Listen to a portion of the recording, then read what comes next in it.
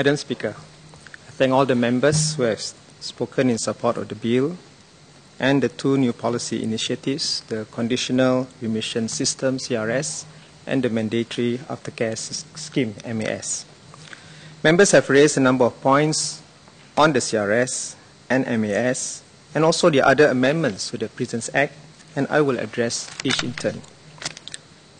I'm glad that members such as Mr. Christopher D'Souza, Mr. Janil Puthucheary are just as concerned about the problem of reoffending and the vicious cycle that repeat offenders face. Dr. Janil asked about the main reasons for recidivism. There's often no simple, single answer or even a solution to this. Rather, the underlying causes are typically multifaceted. However, based on our research and interviews with inmates and ex-inmates, as well as findings from international literature, the presence of factors such as employment, accommodation, and family support typically reduce the risk of reoffending, especially when inmates are most vulnerable in the initial years upon release. Yes, as to address Mrs. Cham's concern, we do rely on academic literature as well as expert advice in charting our course ahead. I would like also to highlight that the individual's will to change is also very important in determining whether the process of desistance occurs, as implied by Prof. Tan yesterday. Let me now touch on the issues relating to remission and the CRS. Dr. Janil asked whether the CRS will be effective in deterrence, given the complexity of the factors contributing to recidivism. It will be difficult indeed to determine for now whether the deterrent effects of the CRS will be different between first-timers and repeat offenders. However, we will continue to monitor the situation after the CRS is implemented. I would like also to respond to Mr. Hari Kumar's question on the application of the CRS to those committed for debts under the Debtors Act. Currently, the prisons regulations also provide that remission does not apply to inmates committed for debts. A debtor may be committed by the courts to prison for not paying his debts in certain limited circumstances and not because he had committed a criminal offense. There is no change from the current position today. Default sentences, on the other hand, are imposed on a person should he be unable to pay a fine. Such a person will continue to be released at the 2/3 mark and will not be subject to conditions upon release. Persons serving default sentences will not be subject to the CRS. This is for parity with those who were able to pay their fines. Associate Professor Eugene Tan asked about when inmates will be released. Inmates will continue to be released at the 2/3 mark. Upon release, they will then be issued with a conditional remission order, which will last till the end of their sentence. Inmates who breach prison discipline will still have their release delayed beyond the 2/3 mark. This is no different from the situation today. Remission continues to be an incentive for good behavior and conduct. The relevant provisions are specified in Section 50I of Clause 7. I would like also to reassure Ms. Sylvia Lim that we are not changing the power of the President to grant remission under this Act. The power of the President to grant remission without limit is provided for under Article 22P of the Constitution. Hence, this obviates the need for such a provision in the prisons regulation, which predated the Constitution. Next, I'm glad that Ms. Lim supports the provision to review inmates who have served more than 20 years in prison for release. As also raised by Mrs. Cham, we'll be setting up an independent review board to review these cases and advise the Minister accordingly. The assessment will be based on a holistic set of factors that include his conduct and progress in prison and histories of reoffending. This is similar to the arrangement for inmates that have been sentenced to life imprisonment. Ms. Lim also touched on the forfeiture and subsequent restoration of remission. Under the prison's regulations, an inmate may forfeit up to 180 days of remission for an offence committed in prison. Currently, the superintendent may restore up to 7 days of remission, which had previously been forfeited by an inmate. The new Section 77A empowers the superintendent to restore remission that had previously been forfeited by an inmate, but does not impose a limit on the number of days that can be restored. The intent of Section 77A is not to reverse earlier decisions where remissions was forfeited. Indeed, it creates the opportunity and incentive for good conduct and behavior among inmates. Superintendents will not have unfettered discretion in restoring remission. The Commissioner of Prisons will set guidelines which all prison superintendents must adhere to in the exercise of these powers. For example, if an inmate remains offence-free for a certain time period, a number of his days of forfeited remission may be restored to him. Therefore, it is the behavior of the inmate that determines whether forfeited remission is restored, rather than the authority which ordered the forfeiture. Let me move on to the MAS. The objective of the MAS is to help ex-inmates help themselves. We will do this by giving them structured support and assistance to stay crime-free and out of prison. All inmates convicted of offences specified in the first schedule to the Act will be emplaced on the MAS. Mr. Hari Kumar had asked why certain offences in the misuse of drugs regulations were included. We took a comprehensive approach in listing the drug and property offences linked to the drug problem. The Commissioner of Prisons, however, will have the discretion to determine specific MAS conditions for the ex-inmate depending on a holistic set of factors such as the nature of offence, criminal antecedents, progress in prison, risk of reoffending, and family support. The MAS provides continuity to the in-care rehabilitation programs that inmates receive while in prison. It builds on, brings together, and improves upon existing aftercare programs as part of prison's broader through-care strategy. The intent is, as Professor Tan has mentioned, to provide a smooth transition for the inmate to reintegrate into society. So I disagree with Mrs. Cham, who said that we don't need to do anything after that. That even while the data shows that only 25% has rehabilitated, for those who are at high risk, up to 40%, even 50%, those with drug antecedents and with property offences do recidivate, and we must give them more help. So each ex-inmate or released person, as Mr. Chris D'Souza has said, and I like that term better than ex-inmate, and placed on the MAS will be assigned a case worker prior to his release. As part of the casework process, the caseworker will refer them to the various social assistance programs available to address their needs. These include short-term financial assistance, shelter and housing, skills training, and job matching. The MAS is not a journey that the ex-inmate embarks on alone, but one undertaken with support of his family and the community. I agree with Mr. Zainal, Mr. Mohamad Faisal, and Associate Professor Tan that the community as a whole, including families and potential employers, play important roles in supporting the MAS.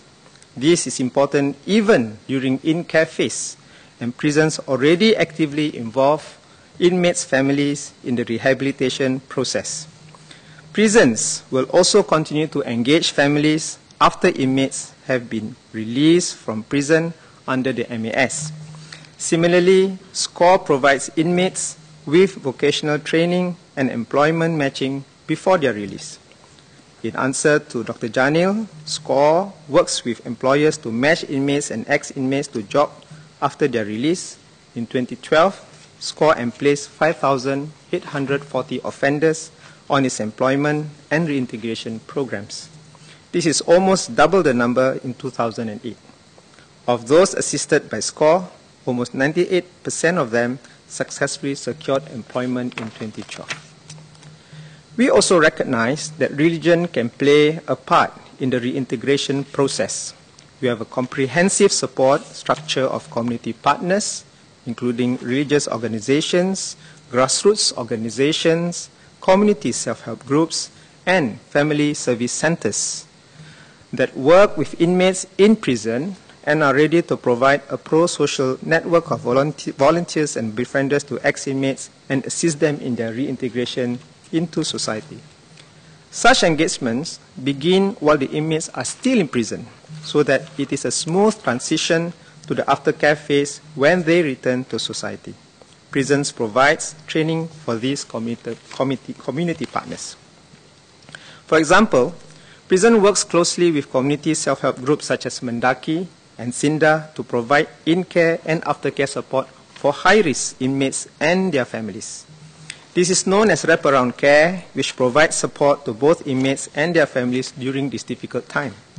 Prisons is also working on a pilot project with the National Council of Social Services to leverage on localized family service centers to provide even better wrap-up care for inmates and their families to meet their specific needs. I agree, therefore, with Mr. Faisal that support services provided by caseworkers during MAS should be accessible to ex-inmates, and proximity is important. They should ideally, therefore, be near where ex-inmates live or work.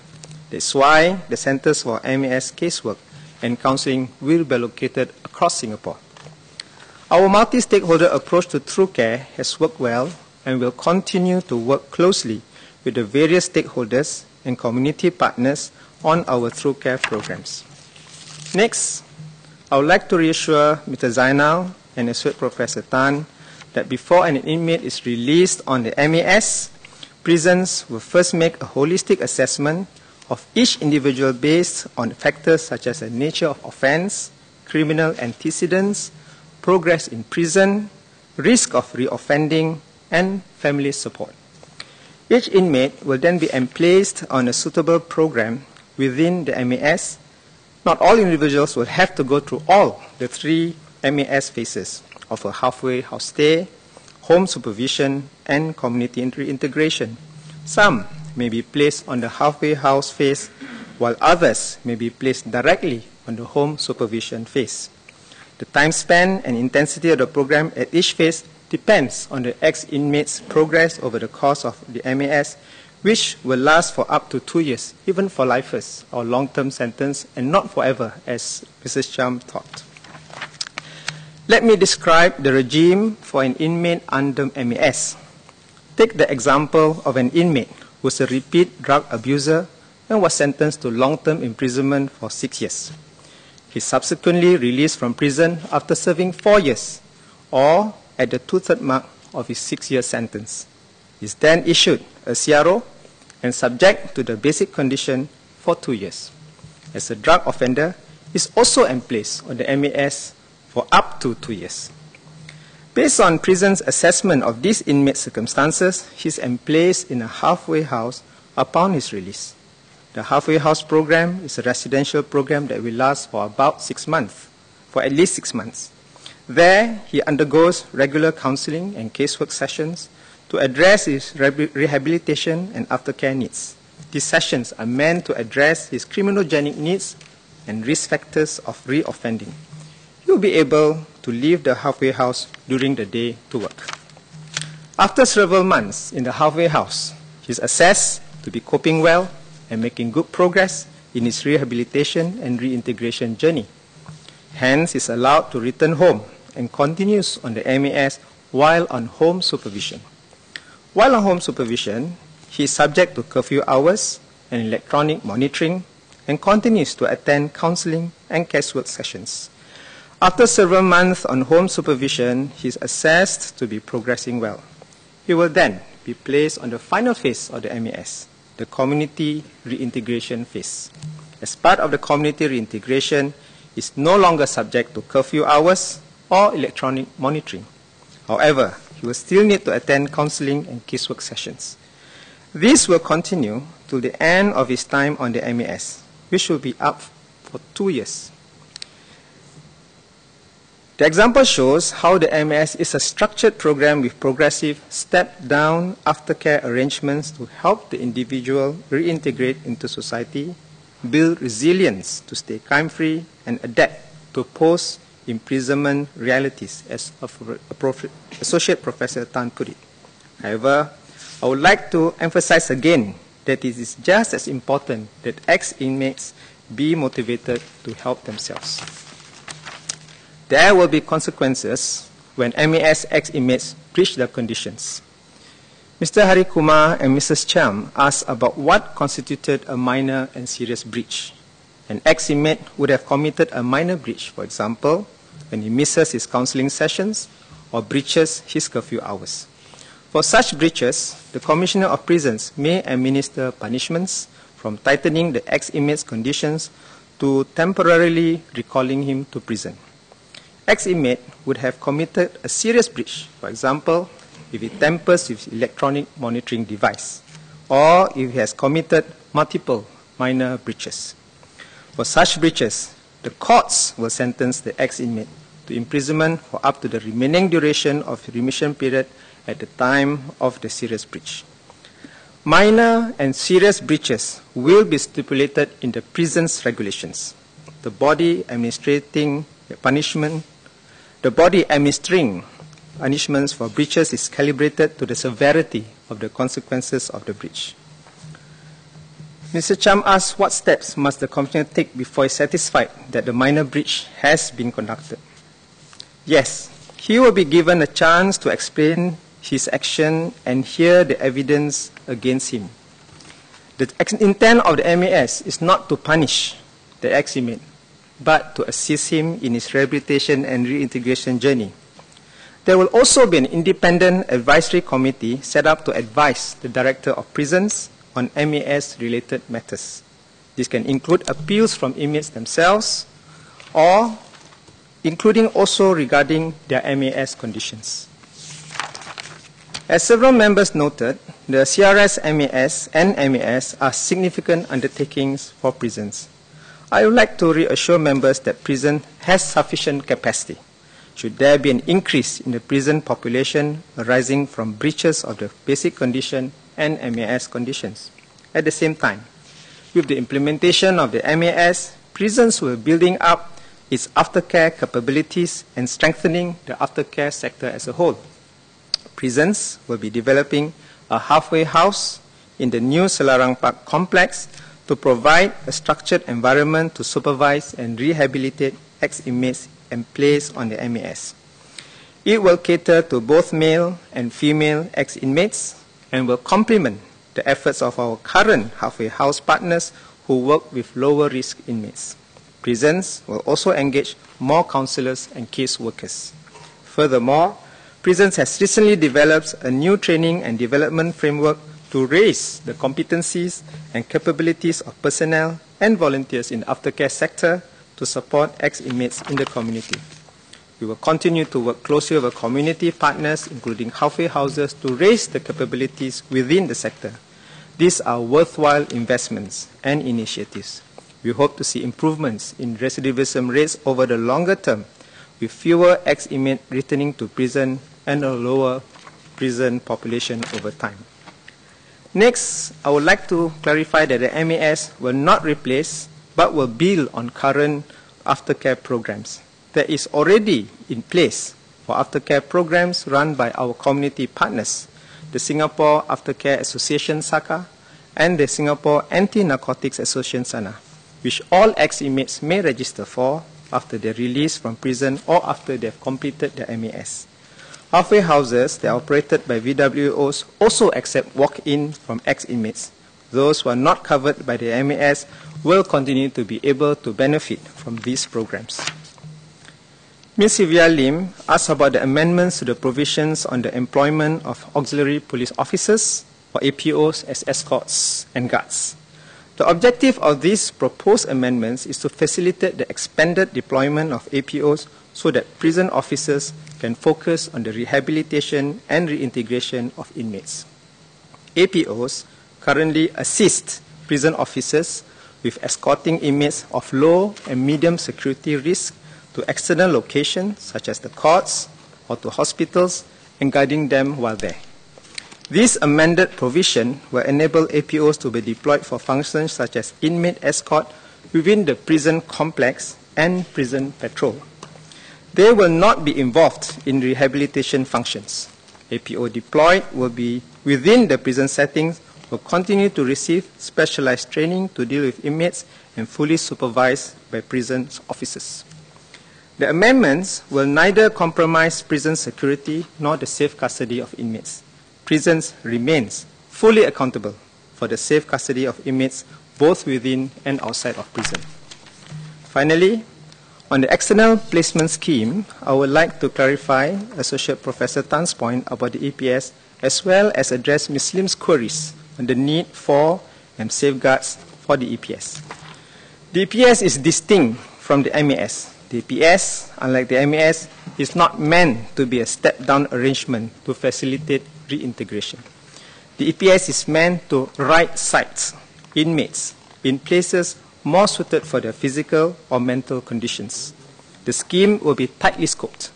For a start, we will limit eligibility only to inmates who have been certified by prisons appointed medical specialists as being at the end stage of a terminal illness with a poor prognosis. In addition, the Minister will be advised by an independent committee that will include medical professionals. Finally, the inmate will be subject to conditions and restrictions and closely monitored. The placement can be cancelled at any time if the inmate's circumstances change and external placement is no longer deemed appropriate. Madam Speaker, I'm glad that members generally agree with me that there is a need to do more to deter offending and re-offending and help ex-inmates rehabilitate and reintegrate into society. The amendments which seeks to introduce the CRS and MAS will strengthen prisons through care system, particularly in the aftercare phase. These two initiatives mark a paradigm shift in our rehabilitation of inmates. However, the inmate's motivation and will to change and his determination to turn over a new leaf for the sake of his family and himself is critical. Together with the support of the community and employers, we will help ex-inmates break the cycle of reoffending, return to their families, and reintegrate into society. I urge members of the House to give support to the Prisons Amendment Bill.